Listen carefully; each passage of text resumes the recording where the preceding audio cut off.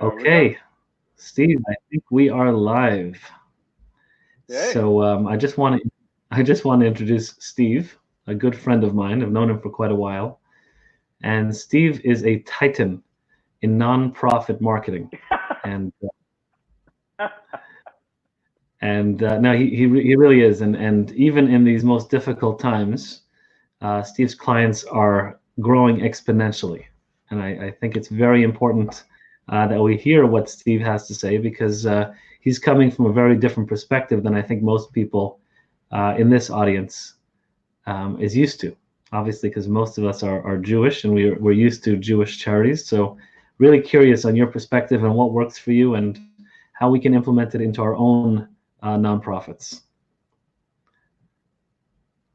Okay. Was that my cue to go? Sure, sure. Yeah, I'm curious. Absolutely. So you have a Well, talk. I first wanted to say how honored. I say again.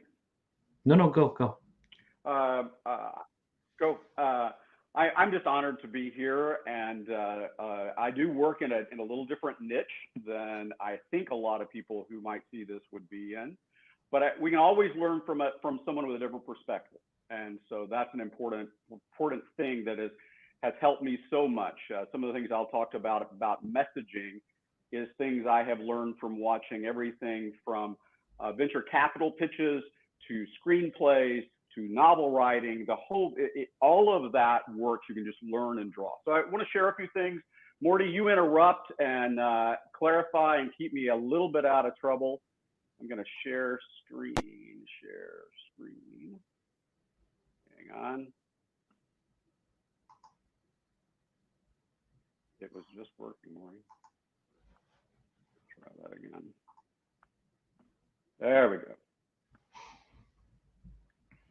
So I'm going to begin by just talking a little bit about maybe news that you're seeing. I know we have Canadians in the audience. I'm just outside of Seattle, and so I'm just going to say there's a lot of news about the negatives in the economy.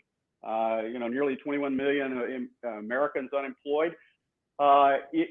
In addition to that kind of news, you're seeing, maybe I'm certainly seeing headlines that say 73% of charities worldwide see declining contributions. That's out of the Chronicle of Steve, Philanthropy. Yeah. your screen is not sharing. Do you want to try that one more time? Oh, yeah. Hang on. Well, it's saying it's sharing. I can. I'm here for you. Don't worry. Don't worry. Well, try that again. Share.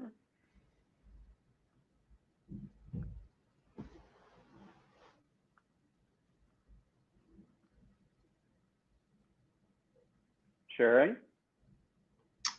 No, still dark. Okay. Well, I'm seeing a sharing notice. How about this? I'll try the PDF because that was one of the things that Good, good. I've got an alternative here. It's not as beautiful. And if not, we can just talk. Hmm. Seeing anything? You haven't shared anything. There we go. Perfect. The PDF seems to work. All right. Well, that was what was my fallback. I'm one of those guys. So you're seeing this notice of many charities that are seeing decline. Morty, you and I were talking before we started about how you're seeing where you have COVID first responders, people with that connection, getting tremendous dollars coming in. One of the things that I wanted to just call out, not to make it about anything other than the fact that there are charities and nonprofits who are really struggling. Nonprofit Times yesterday had a thing in my inbox that a third of the charities won't make it another 12 months.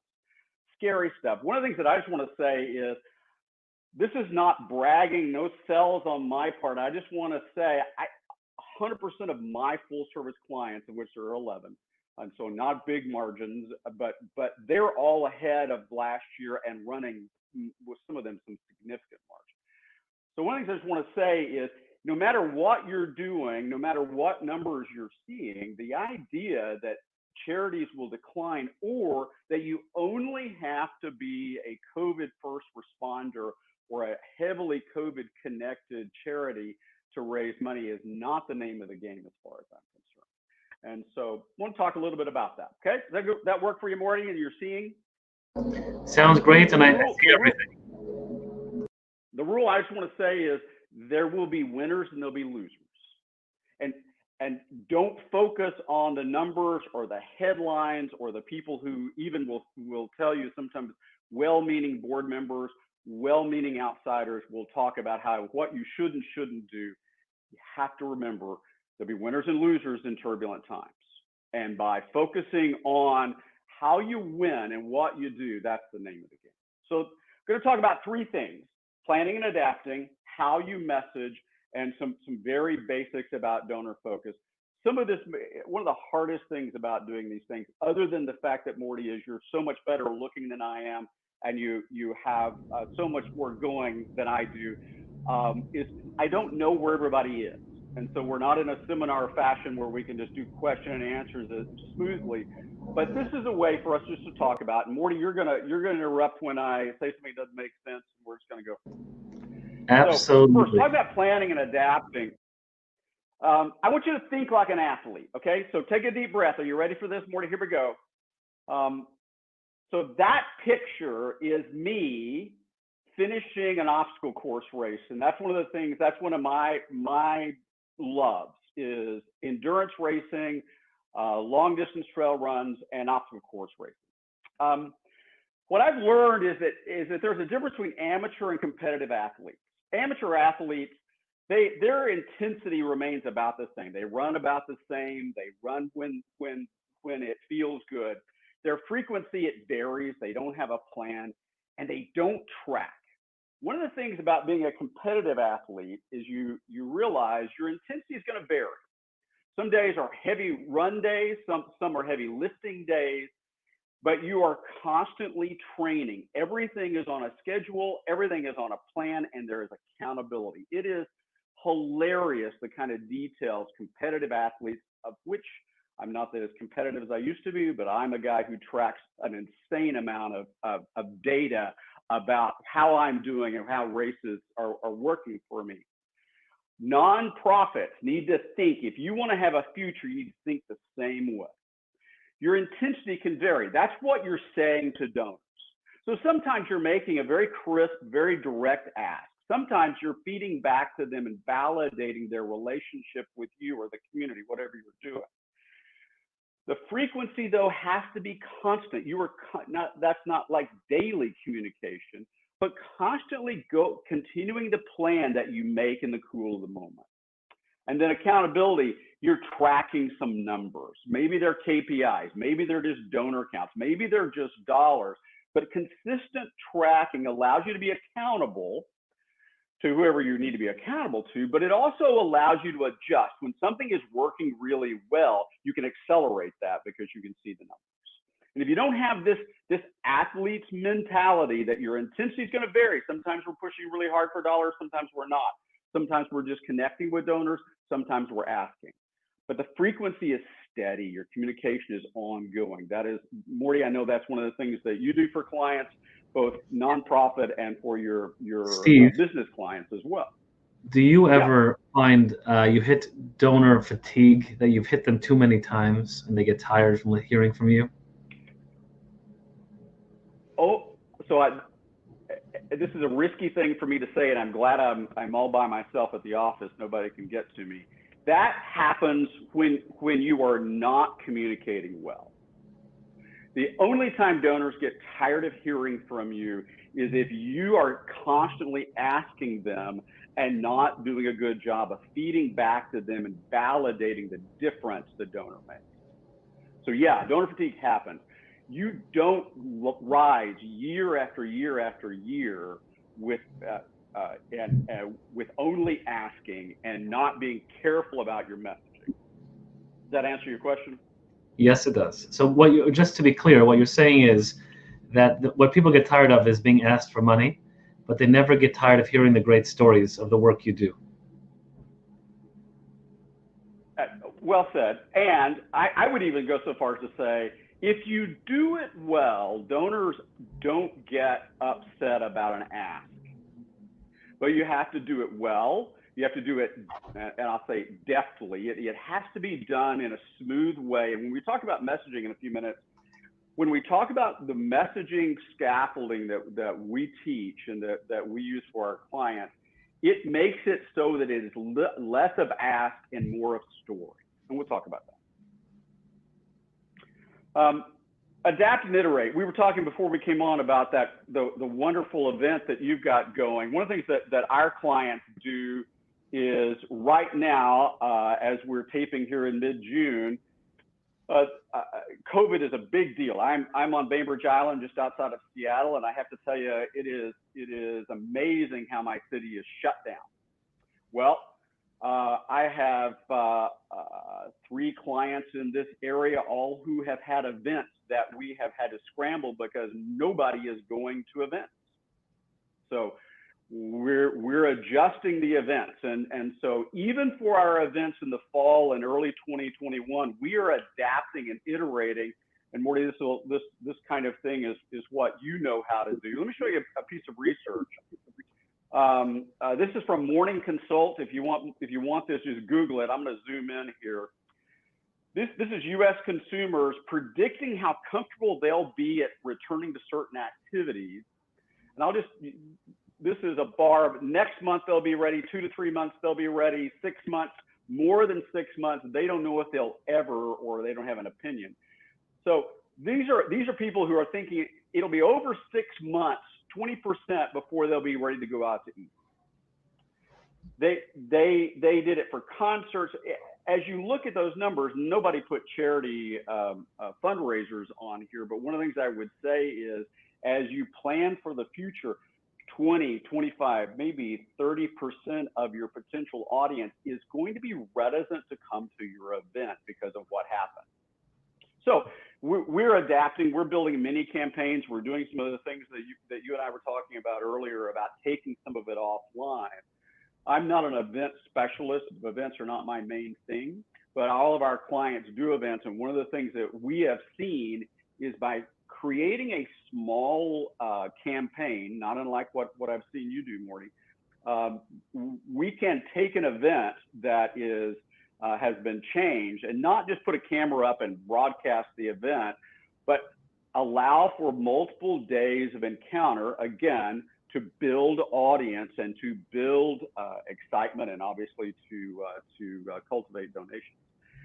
This type of iteration, this is saying we're not going to cancel our event in January 2021 or whenever it is, but we're going to be ready with an offline campaign version that supplements and fits into it. And so the adapting is really important for us to look at. That make sense to you? Absolutely. Okay. So messaging, I'm a messaging person. I believe that you talked about donor fatigue. Bad messaging is at the heart of most donor fatigue, and maybe some lack of discipline and planning. So let's talk about how you go about this. We teach and develop for our clients a messaging scaffold, and this is a way of creating a message that donors don't get tired of hearing. And it is something, if I were to go when I was a nonprofit exec, when I would have a donor meeting, I would use my version of the scaffolding in those days. When I'm creating a PowerPoint, I'm doing a version of the scaffolding. So I'm going to show you a simple version of it. Obviously, it has great complexity as you play with it, but this scaffolding piece works this way.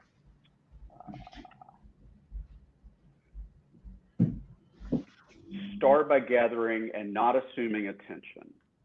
So one of the reasons that many fundraising things fail is the person either creating it or doing it assumes the donor or potential donor is paying attention, or they start into what they want to talk about before they get the donor oriented. So it's really critical to begin by saying to a donor, here's something happening in the world. And you don't just pick a headline, you pick something that's involved. You talk about something that's going on in the world.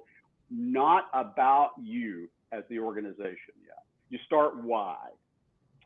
Next thing you do is you identify a problem. Every nonprofit, that's probably untrue. Most nonprofits are solving a problem. They're addressing something that's happening in the world. So as you gather attention, then you connect to the problem you're solving, you're working on. This attention getter and the problem connect. And here's a trick. If you start really big with the attention, you want to make the problem about one person, one thing, one event. So big or small. Cool thing is you can start with a small attention getter and have a bigger problem. The goal though is these two pieces work together, right? Does that make sense? We'll play a game in a minute and see if we can play this out. The third piece, and this is the critical component and often is the hardest, is the consequence. What happens if this problem continues unabated? What happens if the problem is not solved over time? So attention, we've gathered attention, we've talked about this problem, and now we've described if this continues or if something doesn't happen, here's what's the bad part's going to happen. This is the tough part. We'll talk about emotion in a minute, but this is not for guilt. This is not for people to feel guilty because they know you're going to get. This is a genuine revelation of if the problem isn't solved. And it goes back to when I do this in seminars or in consults for organizations, this gets into some of the Simon Sinek, start with why.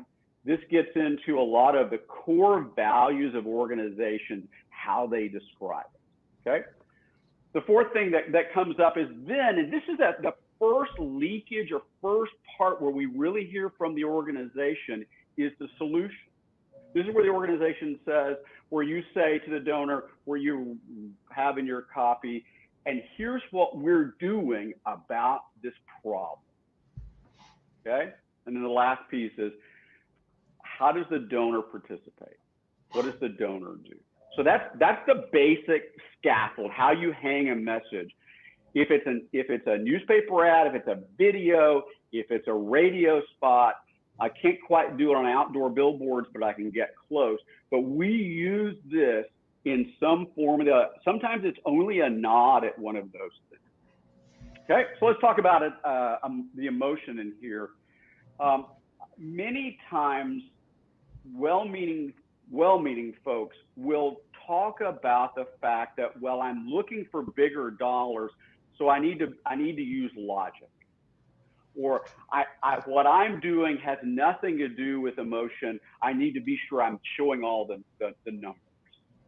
One of the things that is 100% true is that emotion becomes the critical component in powerful fundraising, whether you're raising $1 or $1 million. We raised on behalf of our clients just north of $30 million last year. This emotion is always a part of it.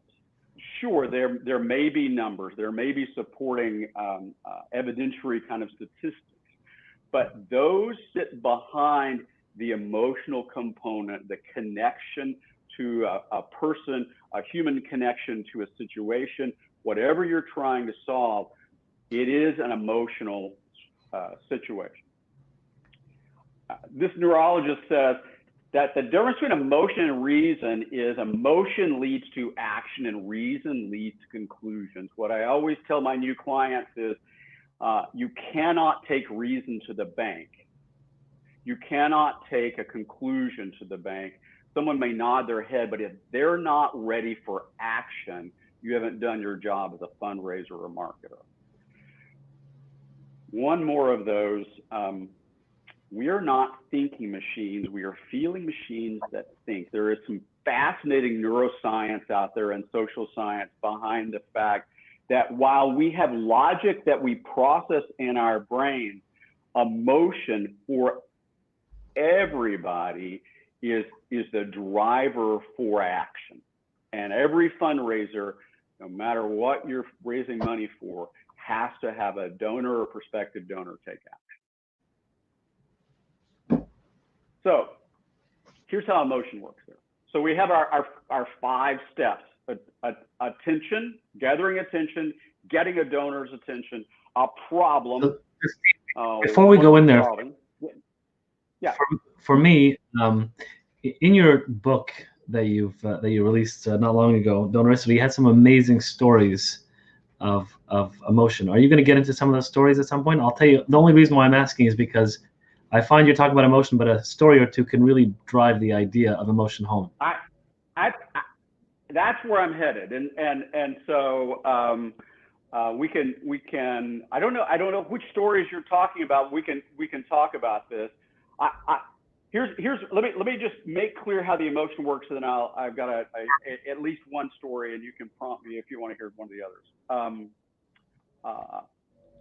The key here is that we drive emotion, that the emotion builds so that the consequence of something undone is not painful. It is not something I feel guilty about, but is something that I can feel. It is, as the emotion builds, it is an oh no. As we get to the consequence, it is an ugh. It is a oh man, I can't believe that's happening. So that as we talk about, but we have this solution. Oh, interesting. Okay. And as I get to participation, it's like, oh yeah, I'm going to be a part of that. I don't know what stories you're talking about. One of the things that comes to my mind in this is one of our clients a few years ago. We produce a variety of things on behalf of clients: direct mail appeals, newsletters, online, email, social media, all that stuff. We had a newsletter that going out, and our newsletters raise money. That is something that we believe that a newsletter can raise money. It doesn't have to just be a thank you with nothing else. And so my client told me this story that a woman had gone to the mailbox. She pulls out the newsletter, reads it into the house, walks straight through the house, walks into her husband, who's on the phone with their financial advisor, puts the newsletter down on his desk and says, "We need to give to this."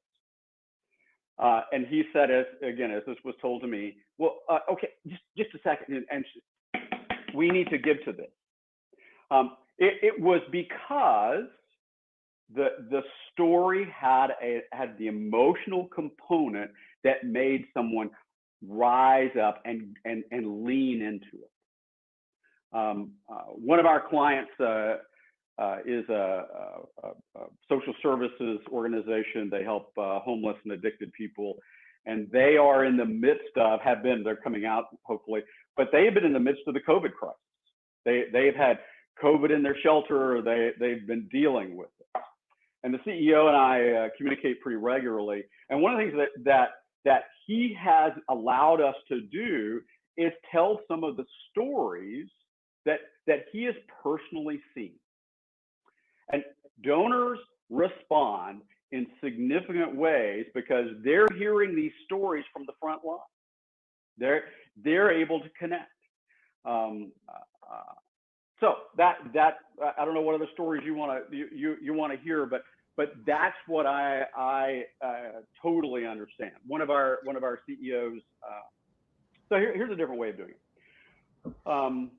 One of our clients they serve women and women primarily, are women who are dealing with domestic violence, and so they're a shelter. So you have women with children often, and when they're in California, and when one of the rulings came out that the children had to no longer go to school, they were closing schools, and so the children were on their facility, on their ground. So they ended up with I think it was 45, 50 kids, preschool or school age kids that they were having to teach. And so the CEO, in addition to everything else, part of what she does for her staff is take a part of a day to be the teacher, to help with the crafts, to do those kind of things. And one of the things that we have been doing is telling those stories of what the kids talk to her about. And when you have kids who talk about, I just want my parents to be back together. I just want to go to my school, and allow a donor to listen in, lean over the shoulder. They seriously love the connection because you're getting attention. So one of the things that we did, and again, talking about how this process can work, is we talked to the CEO. We had a print piece scheduled to produce for them, and what we're doing is we're doing it as if the CEO and the children have taken over this print piece. So the art, it looks like it's crayon done. This is a print piece they see on a regular basis, the donors see on a regular basis, but this is the kids' takeover summer piece. Well, that will get great attention. The kids are drawing their own pictures and telling their own stories. So that sets, the kids are telling the problem of what they're experiencing, what being a child who has lived in domestic violence, what a child who has lived with this difficult thing has been like. The children are telling the stories. Now, they're obviously, it's filtered and handled in the appropriate way, and their identities are disguised. But that allows a donor to gather the attention. Wait a minute, this print piece that I'm used to seeing on an every other month basis, now it's done in crayon. What is going on here? Then the kids are telling the problem. The kids are drawing themselves rather than photography, it's artwork. And then we're able to tell the donor, the kids need your help, because without help, they're really not going to be able to thrive in school. They don't have any support. It is not their fault that their parents messed up their lives. Then the solution comes. So that draws them into the difficulty and allows them to lift up in the good. One of the things that spent some time studying, there's a Stanford study out about how to get people to care. And it is really interesting when you start thinking about what causes someone to care about a cause. What causes someone to care enough about something to get involved? It has nothing to do with statistics. It has nothing to do with numbers. It has everything to do with connection. And what they discovered is, no surprise, emotion is the key, an emotional connection. But not all emotions are equal. And so while it's tempting to use guilt, and it is tempting to show horrible pictures, one of the things that is counterproductive is that sort of poverty porn, that sort of descriptions of horrible things. For you, I hope that was okay for you to say. That's one of those things that goes in my head. I don't always say it out loud. It allows you to the amateur will go at this as a guilt. I want you to feel guilty because that person doesn't have that, or that pet isn't being helped, or whatever. People, this is it's so interesting that the neuroscientists, this was a Stanford study, they actually studied to discover this, is that people don't want to feel bad. That's no surprise. People don't want to feel bad, they want to feel good. But they proved that people will turn away from emotionally, mentally, they will ignore emotion that tries to make them feel bad, and they will be drawn to emotions that make them feel good. So think about when you're connecting with a donor, the goal is not to make the donor feel guilty in this consequence, even when you're doing, oh no, and ugh. It is not about guilt. It is about poignancy. It is about maybe even sadness that doesn't have anything to guilt. It may be about a variety of negatives, but never go to guilt. You stay in that. But here, when you start going up the other side and you're pushing toward getting ready to get to the participation part where you ask the donor to give a gift, you want them to feel a yay. You want them to feel like, I am part of this community. One of the bells we are ringing now for our clients is community and unity. I suspect with your audience, Morty, the community angle, the we're in this together are powerful emotions. Am I right about that? Yeah, there are so many organizations in the Jewish world, so we're kind of all in all the organizations. But I think the solution part of this is where it kicks in. Like the fact that we're really doing good work, and the clarity of that, and on an emotional level, is where we find the most success. Mm-hmm. Mm-hmm.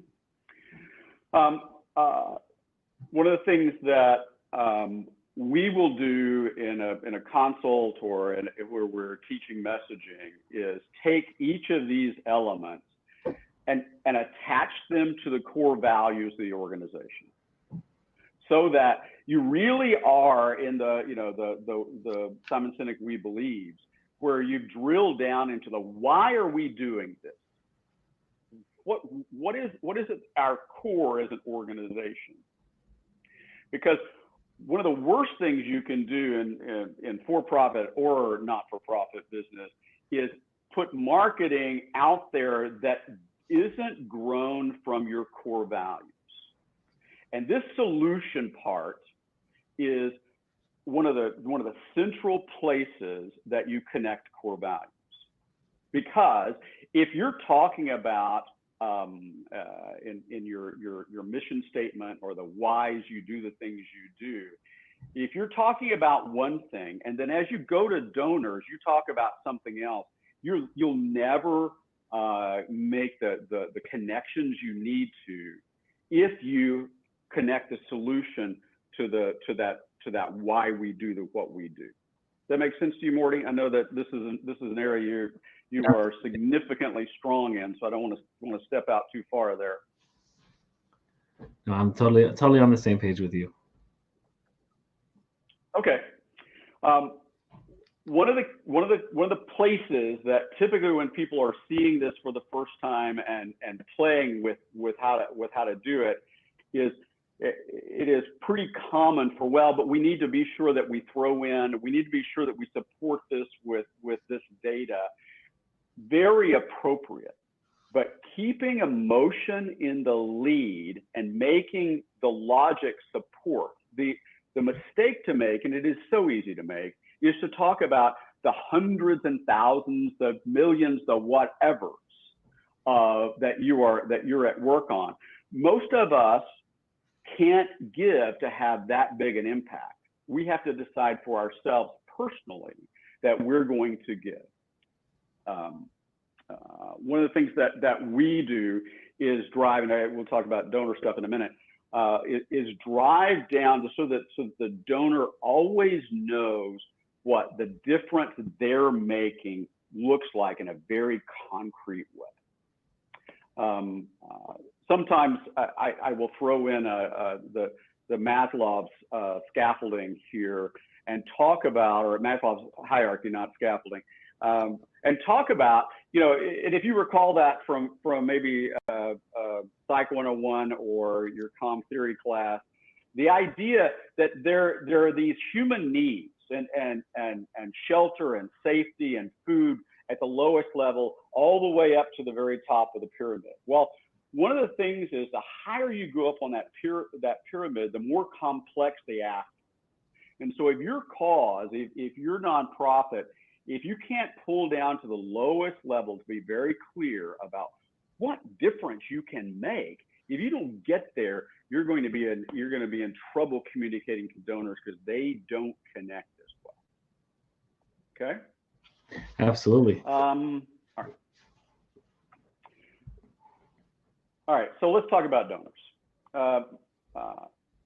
One of the ways we combat donor fatigue is when we're talking to donors, we don't ask them to just give. Now, I wrote a book. I do a little bit of speaking, so I have to have you. For some reason, there's an unwritten rule that you have to have alliteration. You have to have all of the same three letters. Okay. Originally, I had dollars influence and involvement, and the editor went berserk. So one of the mistakes to make, and one of the reasons donors get frustrated is if you only ask for money. So I was a nonprofit exec. I was a CEO. I led a nonprofit. One of the things that I got so frustrated about when I was learning how to do this work is when I would talk to a donor about helping with our work, there were just times they would say, it's just not my time to give. The business hasn't done as well. I don't have as much money. The investments are bad.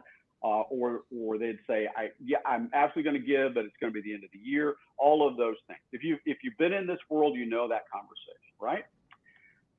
Well, I had nothing to say after that, because all I was ever asking for was money. And while money runs the world, right? I mean, you can't do without. You always have to be able to and always be connecting with donors around other items. And I call it influence and involvement. There are a lot of different ways to go out. There's no magic here, except that I want to make it clear. We talk to donors in direct mail. We talk to donors online. We talk to donors on social media. We talk to donors in email and on websites, and allow them to have these three options at various points. Always focusing on income, because that's the one to measure, but these others connect. So let's talk about that. So income, dollars, however that comes, easy to understand. Influence, classic. I mean, it is so fun to allow someone to understand the power of them just telling a friend about who you are.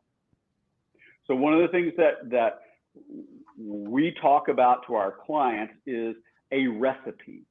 Never let a donor, never say to a donor, would you share this with your friends?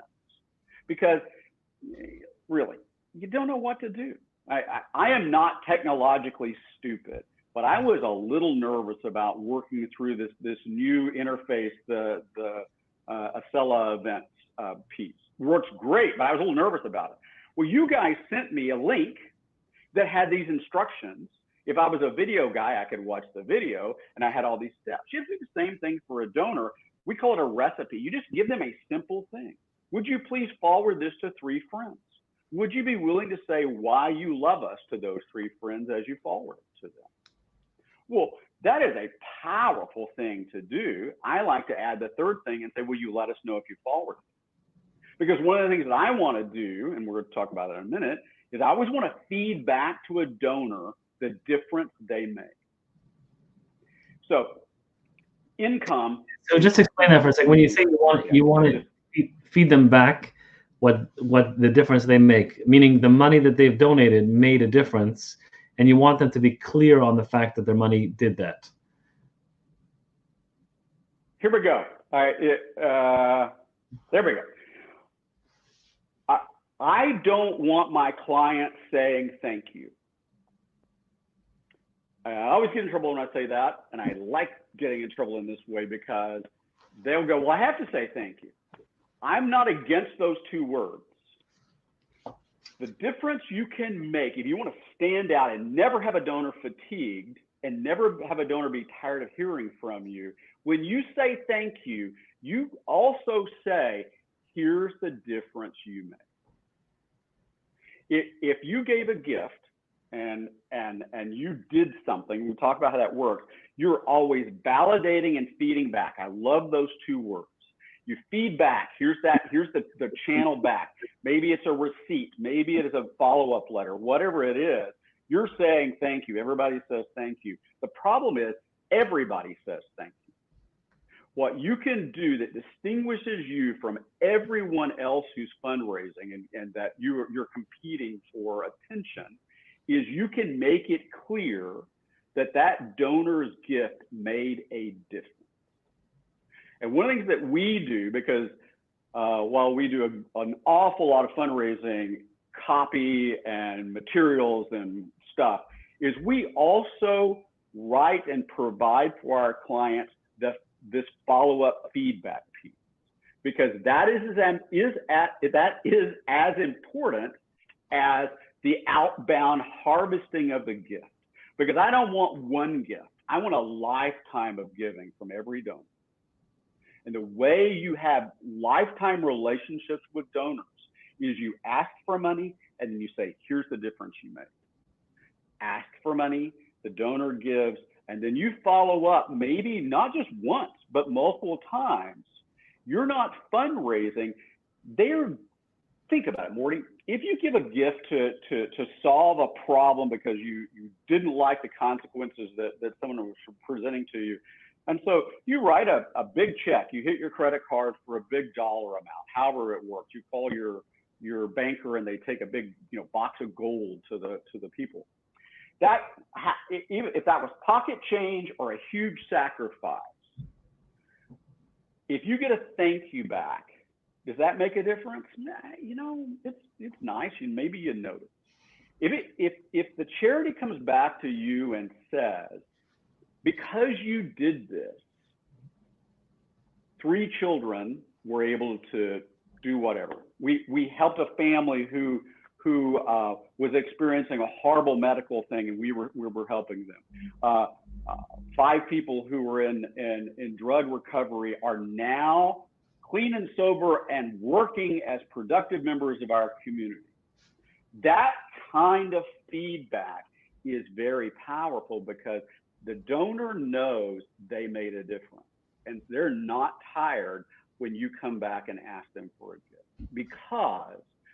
not because you spaced your fundraising far enough apart. That's one of the frustrating myths out there, is that it's the distance between fundraising. I mean, you can't fundraise to a donor every day, but it is not spacing it out enough. It is about having the frequency of ask and feedback. Ask and feedback. That changes lives. Okay, so let me back up. These 3 things where a donor can always have something they can do. One of the worst feelings for a donor who believes in the cause is they can't help. Morty, even if you're out of money, you probably have a friend you could tell about something. You probably have the ability to lend your name to an organization, just to say, I believe in what they're doing. Then you can, many of our clients, because we preach involvement, we want them to come see, get involved as volunteers, participate somehow in the work. No surprise. I don't believe you should just validate, thank, and feedback about income. You do it when someone shares their name and influence. You do it when they come and volunteer and involved. You let them know their gift of involvement, their name and influence, their income made a difference. There is an art to saying thank you. In the book, I jokingly say, I suspect there are still some gifts I got at high school graduation, those 1,000 years ago when I graduated from high school, because my mother would not let me put a check in the bank that a family member had given until I had written a thank you note. Right? I was lazy. Anyway, I didn't write thank you notes. I didn't understand how that worked. This is not about a thank you note following a wedding or a baby shower or some of those kinds of perfunctory things. Thank you is not enough. Feedback and validation, critically important. Agree. You all right? Okay. I'm going to back up. Whoops. So $ equals X. Anytime you're asking someone to give a gift, you have to make it clear what the dollar is doing or the $1 million is doing.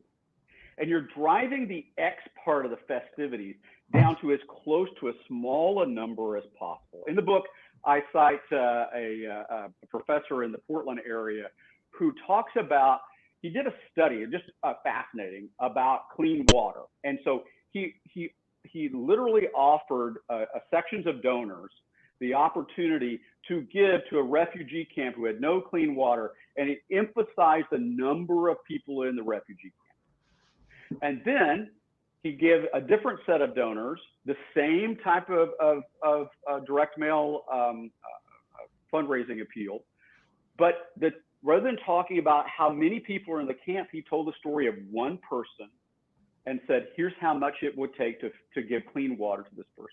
The difference in the two groups giving was astronomical. And one of the things that there's other information about is you literally can reduce donor giving by talking about big numbers. So you're always wanting to drive, even if I'm giving $1 million to Harvard, you want to talk about the one student who's going to go in the Steve Thomas library and his life will be changed because you gave $1 million to the library. You always want to go back to, and then in the feedback mode, once the library is built, you show me a picture of my library and lined up with all the students walking in there so that you get my next $1 million, right? Okay. So Steve, yeah. Steve, stop sharing your screen for a minute. Let's just discuss this for a minute, because if you could stop sharing your screen, this way the crowd can see you. We've got less than 10 minutes left, really, because we have another event. We'll give people a break to go to the washroom and stuff in between. But I just want to bring home what you're talking about, and I can discuss that a bit at the end here. But I love this end piece about specifying in the simplest way how you've helped, how your money has gone to helping someone in some specific way. And I know that we've spoken in the past about the way the thank you letters are sent. It's not just a donation receipt, as you're saying now. It's not just a donation receipt with a thank you, but rather how you've helped has to be very important. One of the things we do often, right, when we're allowing people to give, especially online, they're picking what they're donating to very often, and that allows us as an organization to understand, okay, let's flip it on its head and use that again in the thank you, right? So the more clear you are with how they're giving money, the more clear you can be in the thank you at the end of it. 100% agree. Here's how when I'm allowed to have control, and we have a digital team that develops this, and I don't always get control, but when I do get control, here's what we do: is when you're on your phone or on your laptop or iPad, you give your gift, your credit card goes through. With most giving platforms, you get a quick, here it processed, right? You get an email processing, and it's usually spit out by it's usually spit out by the gift processing mechanism, your giving portal. I really don't care what that says, as long as the email is correct, the dollar amount is correct, and if there's that designation you described, if that is correct, right? Okay, so whatever that would be.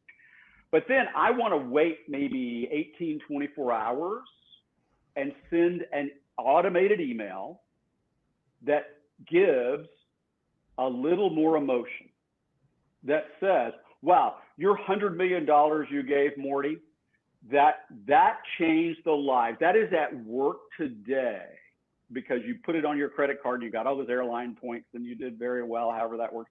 You get a second piece. You're saying that you want it to feel as authentic as possible, and an automated response doesn't give you that human feeling. And by waiting a bit and then giving a proper thank you, properly written, there's a whole emotional experience that the donor gets. Oh wow, my donation was important, and someone spent time to write something specific. Exactly. Got it. So I want to kind of end here, because I'm go finish that thought. No, I was just going to say because I'm pushing emotion and I'm using emotion well. I want to be sure I close that emotion. I want to be sure I validate and make it clear how that works. And then I will, after 18, 24 hours, then I love to wait a week if the donation size is worth this, and either with a follow-up email or a printed letter is often appropriate. So so that's great. That's great. And I want everyone watching to know that Steve wrote a book called Oneicity. It's an incredible book and incredible stories. And Yeah, hold it up. Hold it up. Exactly. And Steve, I think you were going to offer anybody who sends you an email, right? In the chat box, maybe send it out again. Yeah. One more time. In the chat box, Steve, sure. Steve added his email address.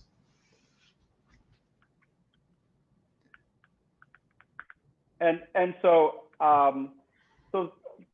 let's call it the first 10 people that just email, and I'll just take them in order, and Kelly will send you a book. Grateful to have that. So I think what I would give more away free.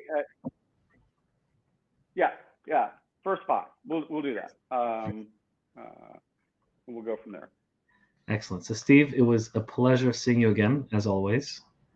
And we're going to say goodbye. My pleasure.